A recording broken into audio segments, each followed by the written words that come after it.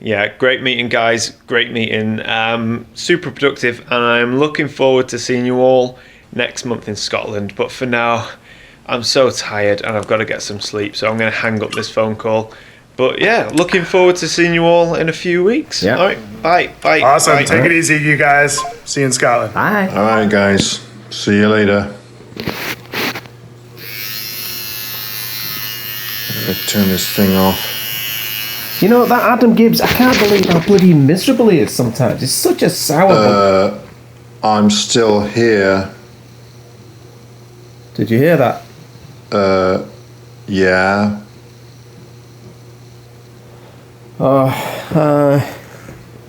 Alright, well, I'll see you tomorrow then, bye. What do you think, Gavin? Oh, it's elasticated, look at that. Oh, next month we're off to Scotland and we're meeting up with Nick Page and Thomas Heaton, and it's going to be a riot. Yeah, I'm really looking forward to it. The furthest north I've been is the lakes. That's it. Yeah, the landscape's a bit like that, but a bit more dramatic. The Highland is stunning, and it's castles galore. So where we going to go and shoot right now then? Well, since we're going up Ireland, let's go back to the potholes, because we didn't have much luck there last time. Yeah, 3 times. Is it 3 times we've been and we got scuppered? Yeah, pretty much. Oh, absolute bullshit. All right, let's do that. So, what happened to that contest you were running, where the winner got to spend a day out with you? What happened to that? Yeah. So this weird kid from California won. That's what's his name? Michael Shane Bloom. Oh, And yeah. so I checked out his stuff, and it's odd because he keeps taking the same picture like every 4 seconds, like 400 times. I don't get it. It's weird. It is weird, isn't it? Why would anybody do that? I don't know. I'm hoping he's not a weirdo, but I'm spending a whole day with him. But you know, I'm sure I'll be able to give him some photography tips. Oh yeah, you're good at that. Good at giving people tips. Tips. You like tips, don't you? Yeah, you're really good at tips. I'll give you the tip. Ah, the joys of vlogging. I can't tell you how much fun it is to always have a brimmed camera bag and then drag around not 1 tripod, but 2. Uncleacious Grumpus Maximus has been vlogging now since World War II, when he used to shoot film on a stone tablet which was coal-powered and transported by horse-drawn carriage. Having skipped our usual morning regularities, we were rather delighted to discover a brand new Portaloo on the trail, and it was one of those wonderful 2-person deluxe models. Oh, what the hell? Well, I just want to use the urinal. Oh, all right then. All right. I'm really looking forward to Scotland. How about you, Gavin? Oh yeah, it's going to be brilliant. You've never seen it before, have you? No. It's going to be really good. I'm really looking forward to it. Yeah, the only thing is though, I'm a little bit stressed out because my Zeiss Batiste 18mm lens has crapped out on me. It's not working, so now I need a new lens. You know what you should do? What? Is reach out to one of your viewers on YouTube and see if they've got a spare one. Maybe they can give it to you. Ooh, I never thought of that. That's a good idea. Well, I'll tell you what, if you're watching this and you've got a Sony 16-35 G Master, post a comment below, get in touch, and I will let you lend me your lens. I really need to get my prostate checked. I have never been happier to get back on the trail, and within 20 minutes we arrived at the glorious Cumberland potholes, which we were lucky enough to have all to ourselves. Now, it might not be the largest waterfall on Vancouver Island, but it's definitely one of the prettiest. Well, we've made it to the beautiful Cumberland potholes without mishap, and the water level is a bit more than I was hoping for, but it's still very, very beautiful. So we're going to do the usual thing that we always do, get the cameras out, go handheld and walk around the scene and try and find some quick and easy compositions, and then once we've found something quite delicious, lock down the tripod and take a proper shot. In no time at all, I was finding compositions galore, and with this lovely soft light, there was no need to rush and I could take my sweet time. It's hard to believe that a place like this is right here on Vancouver Island, in Cumberland no less. When you look at these colours in these rocks, and it's kind of like Carragini National Park in, is it Australia or New Zealand? I think it's Australia. You've got these lovely caramel brown tones, bit of aquamarine in the water, and of course the lovely white water with all of its texture and its bubbles. Absolutely stunning. And we've looked out on the light, so today it's actually quite a sunny day, but just directly overhead of where we are now is a big cloud, and that's perfect really, because it means we've got lots of light and it's bright, but it's controllable, so we're not having to deal with those really bright hot spots that make it look patchy and complicated. With this kind of light, it's nice and soft but very bright still. So I might have to actually use an ND as well as a polarizer, but we'll see. But I've found a few compositions that I'm very happy with, and I think now it's time to lock this tripod down and show you the shot that I've framed up. With this first composition, I wanted to capture a wide scene that shows the water flowing in and then flowing out. And to capture the motion in that water, I used a blend of exposures that range from 1/10 of a second to about 1/2 of a second. And I love this very wet looking rock that you see there in the foreground, and for that I used a particular technique with the circular polarizer that I'll explain later on in this video, so be sure to watch till the end. Okay, so let me talk you through this shot that I've got going on here, and I'll do the whole hand gesture thing so you can see what I'm talking about. So as you can see in the frame now, I've got much closer to the water, and of course being closer now fills the frame with all of that action and that motion, which is what I want. It's far more dramatic, far more powerful. Yes, there are less leading lines sucking you into the frame than the first shot, but there's a lot more action and a lot more drama and power. Now, one technique and tip I can give you, that if you're ever shooting waterfalls and you're trying to find that perfect balance between sharpness and silky motion in the water, and let's just say you don't have a neutral density filter, or the one you've got, you just can't get it to work with the light that you've got.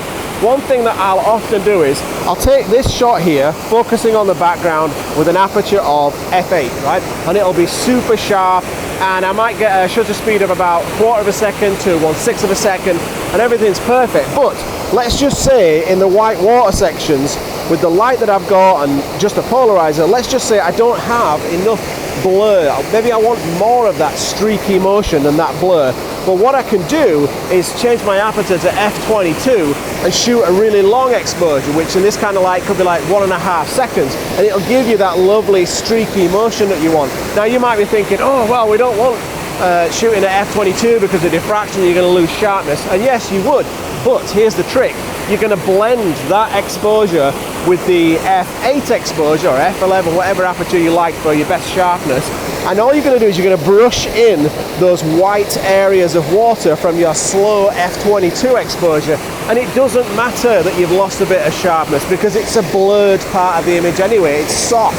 Your sharpness is irrelevant when it comes to the streaky water, and by blending the two together you can get that perfect motion capture and that perfect blend of texture and detail, and also wispy, milky white, mysterious softness that a lot of people love.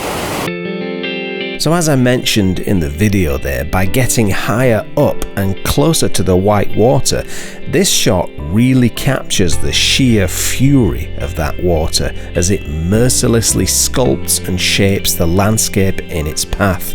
Now, to capture that lovely mix of smooth and silky water with highly textured water, I blended two exposures that ranged from 1/4 of a second to 0.8 of a second, and with a little bit of dodging and burning in the rocks, I was able to lift out those gorgeous caramel tones that make this such a unique place. Oh man, with this shot I've gone vertical, and the lens is so ridiculously ultra wide that no matter how I position the tripod, I can't get the right leg out of the shot. There's just no way to get it out of the shot. That's just how stupid wide this is. But what it's doing for this foreground in this vertical shot, this beautiful curve that I've got here, this beautiful shape, this almost like an S curve, pulls your eye into the center of the frame, is absolutely majestic. And I've used that ultra wide lens distortion to exaggerate that and really make it quite over the top. It's nicely captured all of these gorgeous caramel colors, all of that action and motion in the water. I'll show you the shot.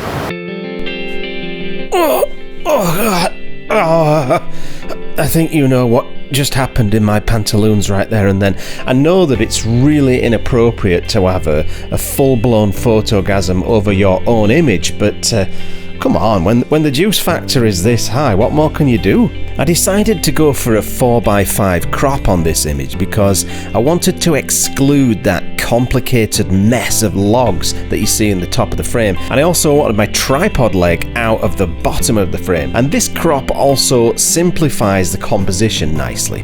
Dude, look at my hands, they're so distorted and big, but I just love the way that the water starts in the top of the frame, comes down and hits that, and then moves out of the frame, and this absolutely gorgeous curve that you see. What more do you want with a waterfall landscape photography shot? And this light is perfect, and this lens, it's almost as if it was designed just for this shot. Don't get me wrong, I love mossy green forests and mossy waterfalls, but this does make a nice change to the usual fare that we're still very lucky to get here on Vancouver Island. Now, this is something like the third or the fourth time that Adam and I have visited the Cumberland potholes together, and whenever the water is really blowing, it's just simply unrecognisable. So this just goes to show that it's worth coming back time and time again until you get those ideal conditions. I got some killer shots down there. How was it higher up? It was actually quite good. Yeah? Yeah, it's well worth visit. So do you want to swap? You go down to the lower part and I'll go to the upper part? Yeah, sounds good. Ooh, now I was beginning to see why the Grumpinator was spending so much time on the upper falls. For once, he didn't pull his usual trick of telling me it was just a pile of rubbish so that he can bag the best shots of the day. Ooh, he's a right bugger. I've only gone and just had an idea, which is never ever wise, but if you look behind me there, can you see that waterfall? Well, it's coming down and then it's travelling through this hole that's been probably through centuries widened and widened until it's become this very nice looking arch. The idea that I have is to get down there in that white water, at the very least taties deep, probably nipplets deep. I'm hoping it's only spuds deep, but get down in there and use that archway as a window and a frame to photograph back towards the waterfall. Now, once I've gone in there and done that, I'm not going to want to do much more shooting after that because I'll be freezing and I've still got to hike back down to the car. This is where if I had a wife or a husband, you know, no judgment, they'd probably tell me, don't be so stupid. Do you really need to go in there and get that shot? Well, the answer is yes. Yes, I do need to go in there and get that shot. So I'm going to go and get spuds deep in the white stuff and see if I can get this shot. If it turns out to be absolute crap, don't worry, I'll just have a massive photo tantrum. With cat-like agility, I expertly manoeuvre my bulbous carriage into the chasm of doom where the frigid waters gently lap against my rapidly shrinking unmentionables. This is the kind of dedication that it takes to maybe potentially capture a very mediocre shot.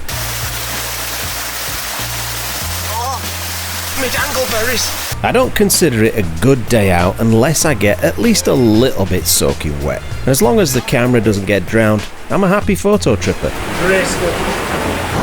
Well, it wasn't actually all that bad because the water only just went up to the gonad line and then I was almost dry, so I think it was worth it. Well, I think that turned out alright. Not quite killer, but certainly good filler. Now, this video was jam-packed with photography tips, and there's still one more really useful tip to go. So, if you enjoyed this video and you want to see more like this, please show me some love by hitting the thumbs up, posting a comment and subscribing to my channel. Maybe even share this video with your friends on social media. And if you're a super fan and you really want to show your support, order your Fototripper t-shirts in my merch store. There's a link below the video. Right, so let me show you this cool little trick. Whenever you've got surfaces like this, rocky surfaces that have got lots of glare and very, very shiny and wet looking, you're going to use a polarizer. Obviously, you're going to turn that polarizer, and look, if you look at this rock in particular up here, I turn the polarizer, and look at that glare, that it's completely over the top. Turn the polarizer, engage that polarizer, and it's gone, and it's made the colours lovely and rich. Now, always take that shot, obviously, that's what a polarizer is for, but especially with scenes like this, it's kind of nice sometimes to have that wet, shiny sheen to some of your surfaces. So once I've got that shot, I'll turn the polarizer again and take another shot with that glare present. And then I'll turn the polarizer a little bit more so that it's just about polarizing, and take that shot. And then with multiple positions of polarizer, it's cutting through the glare, sometimes it's not. You can choose, you can put those together in Photoshop and choose where you want that lovely shiny wet look, because sometimes when used well, it can really enhance your image and tell the story of just how wet, cold and slippery those surfaces are. So there you go, top tip. So how'd you make out today? I got some very saucy shots, I believe. Well, I think I've got some pretty good shots, but every time I think I've got good shots, they're usually crap, and then when I think I've got crap shots, they end up being quite good. Well, the key is to just always take crap shots. That's right, they're crap. Crapshots.com. I'll sign up. Oh, that's that gadget you were on about in your video. What's it called? The Spasmo Rocket. Wow, that's sweet. Oh, look at that. Finest rubber. Yeah, patent pending. Oh, nice. Yeah. So, how much are you charging for those? Well, I tell you what, $99 normally, but for you, I'll give you a free one if you pony up that trophy that you owe me. Oh, God, you're not going on about that still. Yeah.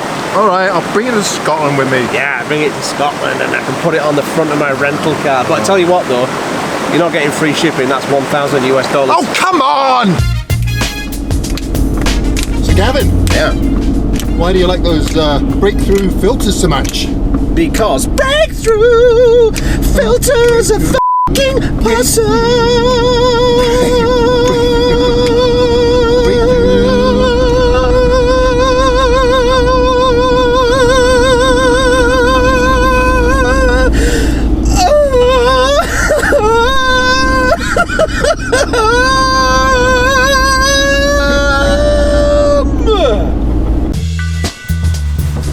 Hey, I'm really looking forward to Scotland. How about you? You look like you're having a wank. I think you just need to hold it. Okay. Crapshots.com.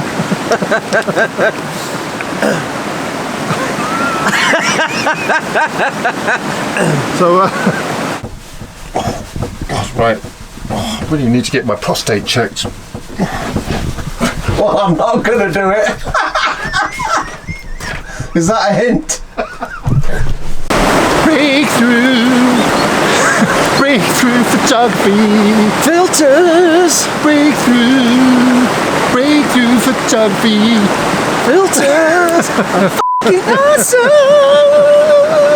Lying around they could send to you. Oh, that's a good idea. I didn't think of that. Yeah. So, did you get any good shots? Oh, that's a good idea. I didn't even think. I'm just wiping me out. Okay, start again. Breakthrough! Breakthrough! You know, when they got a spare lens lying around they could give to you. Oh, that's a good idea. I never even thought of that. Yeah. Well, I'll tell you what. So, if you watch... Okay, hang on. One more, can I?